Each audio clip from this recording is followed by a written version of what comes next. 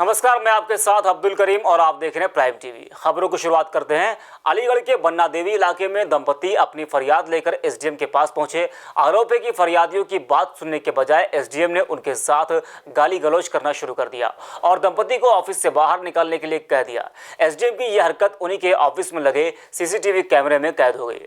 SDM की अभद्रता का वीडियो सोशल मीडिया पर काफी तेजी से वायरल हो रहा है। इस पूरे घटनाक्रम के बाद पीड़ित दंपति उच्च अधिकारियों से न्याय की गुहार लगा रहे हैं। तुम मुझे बात करना इसमें हमें ये पता चल जाएगा क्या है। अब मैं यार अब मुझे करना ही पड़ेगा कुछ। बता दो कि इसमें करोगे ना। सर इसमें आपने सर कानून गो से आपने रिपोर्ट मंगाई थी, उन्होंने सर हमारे सिविल कोर्ट में तो जी सर हमारे सिविल कोर्ट में मामला चल रहा है, हम यहाँ कुछ नहीं कराएंगे। तुमने खुद कही कि मैं अपनी तसल्ली के लिए उसे भेज रहा हूँ सतीश शर्मा। हाँ तो जांच आ गई कि आपका सिविल कोर्ट में मामला चल रहा है। आ गई। अब तुम अपनी उससे उन्होंने जो टीम गठित करी है, तुम टीम गठित ना मैं इसमें कुछ नहीं करूँगा। अब तुम्हें जहाँ जाना है तो लिख दो, चलो इसमें मैं कुछ ना करूँगा। तुम मुझ पे जबरदस्ती लिखवा लो और का। अच्छा ए जरा स्टेनो अभी रुको, मैं तुम दोनों को ही ठीक करता हूँ। अरे जरा पेशकार को बुलाओ, पेशकार जरा थाना बन्ना देवी से पुलिस बुलाओ, महिला पुलिस बुलाओ। तो सर हमारे फेवर में तो सारे ऑर्डर निकल जा बाहर इससे। ये जब मुकदमा डिसाइड होगा सिविल कोर्ट में तो तुमने कहीं ना कहीं के सतीश शर्मा कर देगा तो मैं कर दूंगा। तुम ये क्या कर दे? वहाँ आ रहा है तमाम विवाद। क्या विवाद आ रहा है? तुमने कहीं अपनी तसल्ली के लिए करा फालतू बातें मत करो, जाओ। ये बता डीएम साहब ने लिखे तो तुम्हें लिखने क्या परेशानी? नहीं हम नहीं लिखेंगे, चलो।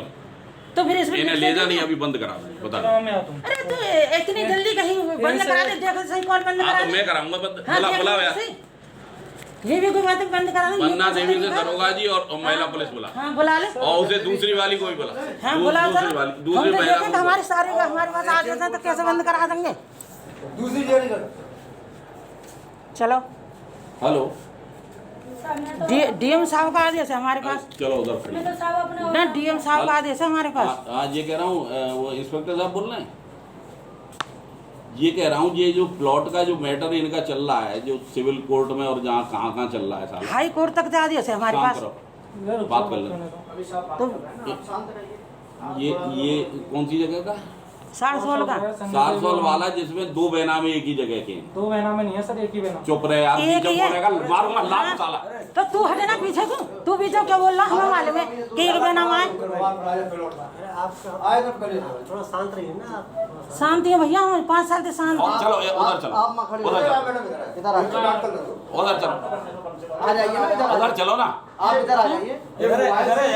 वीडियो बना रही हैं। तुमसे मैं कुछ कह रही हूँ। हम कह रहे हैं ना, हम इनके कर्मचारी हैं।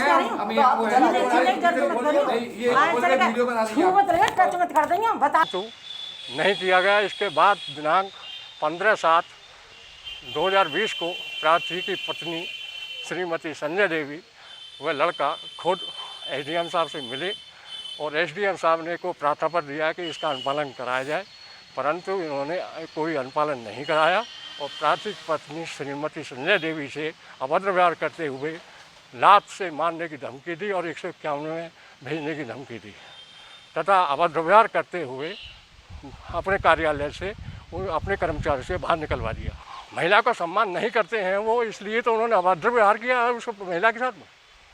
क्या कोर्ट के डिसीजन है वो आपके फेवर में है? कोर्ट के डिसीजन तीनों ही, हाई कोर्ट, सिविल कोर्ट और जिला जज के आदेश हमारे संबंध में इसमें का स्टेनो और लेखपाल मकरध्वज और विपक्षीगण और इंस्पेक्टर का पूरा 4-5 का हाथ है जो इस काम को नहीं होने दे रहे हैं। देश कोरोना महामारी से लड़ने की पूरी कोशिश कर रहा है, लेकिन कोरोना से लड़ने में बिहार के अस्पताल काफी पीछे हैं। बिहार की स्वास्थ्य सुविधाएं पूरी तरह से फेल हो चुकी है। कटिहार के सदर अस्पताल में कोरोना संक्रमित मरीज के साथ खाना बनाने वाले रसोइया ने मारपीट की। मरीज की पिटाई से उसके परिवार वाले आक्रोशित हो गए और आरोपी रसोइया को सजा देने के लिए पूरे अस्पताल का चक्कर लगाते रहे। वही मारपीट के बाद संक्रमित को दोबारा आइसोलेशन सेंटर में भर्ती कराया गया है। साथ ही अस्पताल के जिम्मेदारों ने आरोपी के खिलाफ कड़ी कार्रवाई की बात कही है। देखिए, मैं तो लगातार हम लोग राष्ट्रीय जनता दल और नेता प्रतिपक्ष आदरणीय तेजस्वी यादव जी कह रहे हैं, बिहार में जो स्वास्थ्य महकमा है वो पूरी तरीके से फेलियर हो चुका है। जो बिहार के स्वास्थ्य मंत्री हैं मंगल पांडे जी, अगर ज़रा से भी उनके अंदर नैतिकता बची है तो कहीं गंगा नदी में जाके वो समाधि ले ले।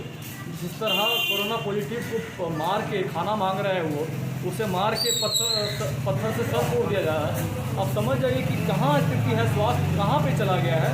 मुझे लगता है कटिहार सदर हॉस्पिटल अब नहीं है, ये भ्रष्टाचार सदर हॉस्पिटल हो चुका है और यहाँ कुछ बचा नहीं है। तो ऐसी की सूचना मुझे नहीं मिली है। पॉजिटिव को मारकर सर फोड़ दिया गया है, ईंट पत्थर चली है अस्पताल में। किसने चलाया? पॉजिटिव परिजनों ने चलाया है, रसोईया चलाया सर पॉजिटिव मरीज पे। ऐसी कोई बात हमारे पास तो नहीं आई है। अगर इसको DSB किया होंगे या मैं अभी जाता हूँ तो देख लेता हूँ क्या बात है, कहाँ पर किस आइसोलेशन से। कटिहार में नशे में धुत सब इंस्पेक्टर को गिरफ्तार कर लिया गया है। दरअसल BMP 7 कमांडेंट कार्यालय पर शराबी सब इंस्पेक्टर ने जमकर हंगामा किया, जिसके बाद उनके ऊपर कार्रवाई की गई। सब इंस्पेक्टर के खिलाफ अब विभागीय स्तर पर कार्रवाई शुरू हो गई है। गिरफ्तार हुआ सब इंस्पेक्टर सिवान का रहने वाला है। करूंगा, मुझे न्याय नहीं मिल रहा है। मेरी पत्नी का ऑपरेशन कराना था बरदानी का, 30 दिन का छुट्टी रिकॉर्ड में हुआ है और उल्टे जो नहीं दिया गया इसलिए गाँव में हम पिया, हम गाँव में दारू पिया है, क्लियर है। क्या नाम है आपका? दुर्देव सिंह है। कहाँ के SI हैं? मैं अभी साथ का हूँ, कामदार हूँ। कहाँ पे? BMP 7 में। BMP 7 में? जी हाँ सर। ऐसा क्यों करना पड़ा आपको? ऐसा कमेंट के चलते करना पड़ा, शुक्ला के चलते है। शुक्ला के चलते? हाँ, ASP शुक्ला ने सब मिलना हुआ है हमारा चलते। अच्छा, ASP शुक्ला। हाँ, मैं गाँव में दारू पिया। कटिहार के सदर अस्पताल से एक के बाद एक नई नई बातें सामने आ रही हैं। कभी कोरोना मरीजों के साथ मारपीट होती है तो कभी कुछ घटनाएं सामने आती हैं। इस बार कहा गया है कि अस्पताल में बिना सैंपल लिए ही लोगों के कोरोना पॉजिटिव या निगेटिव होने की जानकारी दे दी जाती है। अस्पताल में एक व्यक्ति अपना सैंपल देने के लिए गया, लंबी लाइन होने की वजह से वो सैंपल नहीं दे पाया। बावजूद इसके परेशान होकर घर लौटने वाले व्यक्ति के मोबाइल पर कोरोना जाँच की रिपोर्ट का मैसेज आया, जिसमें उसकी रिपोर्ट नेगेटिव थी। अब सवाल यह है कि बिना सैंपल लिए ही लोगों की कोरोना रिपोर्ट कैसे आ जा रही है। पता चला कि आज जांच 2:30 बजे से होगी, फिर 2:30 बजे हम लोग गए, 2:30 बजे जांच नहीं हुई। आज शनिवार को भी जांच नहीं हुई, पता चला सोमवार को जांच हुई। इस बीच में आज मेरे मोबाइल पर सुबह 7:43 पर मैसेज आया कि आपका सैंपल कलेक्ट हो गया है, आप निगेटिव पाए गए हैं। जबकि मेरा कोई सैंपल कलेक्ट ही नहीं हुआ, तो फिर पॉजिटिव निगेटिव की कैसे, कौन सी बात है इसमें? सिविल सर्जन से क्या मांग करते हैं आप?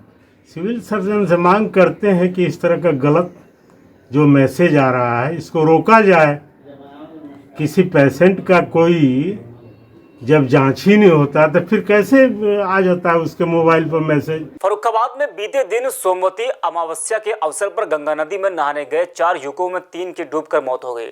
स्थानीय लोगों की मदद से गोताखोरों ने एक युवक को डूबने से बचा लिया। इसके बाद गोताखोरों ने बाकी 3 युवकों के शव को भी नदी से बाहर निकलवाया। जानकारी के बाद पुलिस ने मृतक के परिजनों को सूचना देते हुए शव को पोस्टमार्टम के लिए भिजवा दिया है।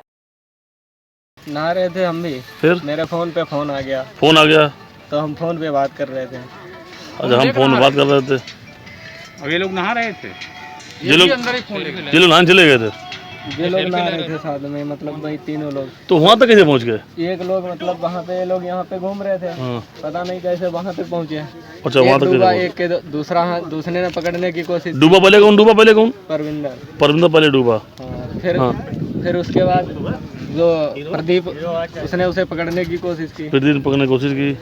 फिर वो भी जब उधर चला गया तो विशाल ने पकड़ने की कोशिश की। तब तक हम फोन पे, हमने जब इन तीनों को डूबते देखा तभी हम कूद पड़े, मतलब उसी गड्ढे में पहुंच गए तो हम भी डूबने लगे। तब तक ये भैया नाव लेके आ गए। कौन? अच्छा, क्या नाम तुम्हारा? पिंटू। इन्होंने मुझे बचा लिया। कोरोना की रफ्तार लगातार बढ़ती ही जा रही है। देश अब कम्युनिटी स्प्रेड की स्टेज पर आ चुका है।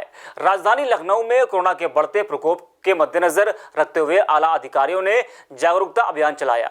अलीगंज की पुलिस ने सोशल डिस्टेंसिंग और मास्क लगाते हुए लोगों को संक्रमण के खतरे से बचने के तरीके बताए। चालान किया जाएगा, कृपया दूरी बनाए रखें।